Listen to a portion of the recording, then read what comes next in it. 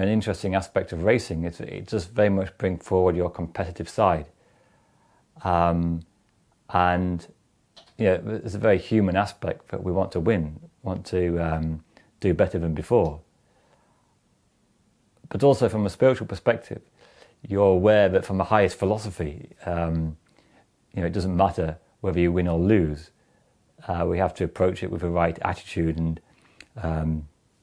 kind of be detached from the result.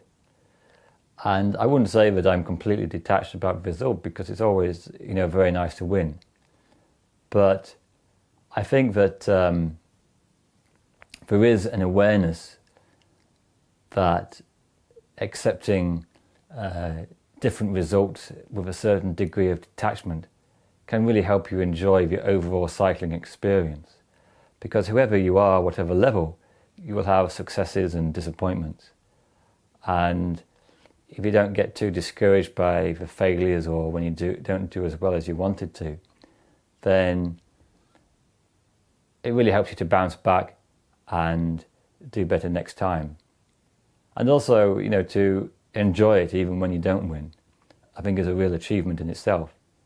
And when I look through all my cycle races, if I'm disappointed at the result, the disappointment doesn't last very long, because I try to feel that although the result is one aspect, I've enjoyed the cycling, I've enjoyed trying to transcend, and there's always opportunities in the future.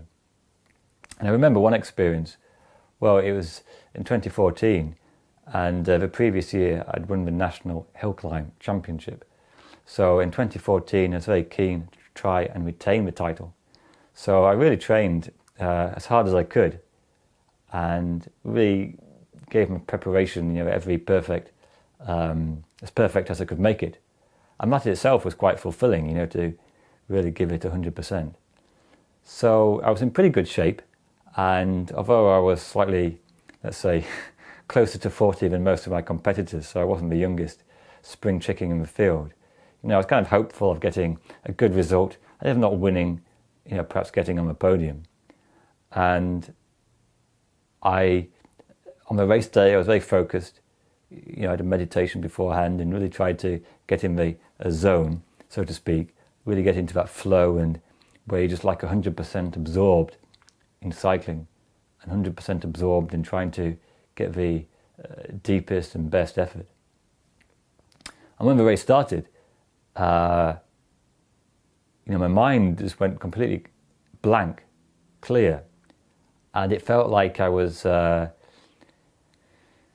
really kind of operating from a different place than usual. It felt that I was kind of just really in the flow. That's the best way I can describe it. And so I was racing up this hill, and not a thought in my mind, just kind of like concentrating on the cycling. And it's quite exhilarating, because you're really on the limit, both physically and mentally, and you're kind of aware that there's this different way of racing. So anyway, I got to the top, utterly exhausted, and finished, and finally, thoughts started to come back. But it was like a real buzz to just go for those 3.5 minutes, 3 minutes 32, without thinking. And whatever else, you kind of felt you'd really gone somewhere different that you don't usually do in ordinary life. So anyway, I finished, but unfortunately I came fourth, so I just missed out on the medal.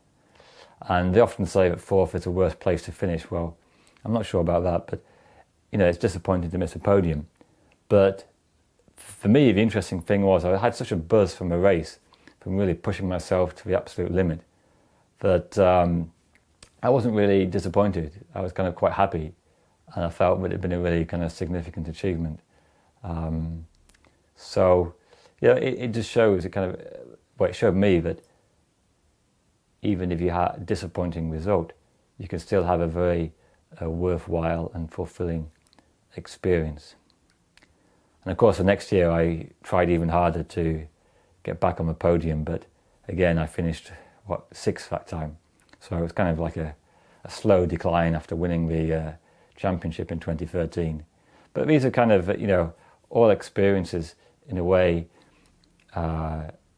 I appreciate, because it's great to win, but also it's good to be up there, and even just missing out can be a very worthwhile experience.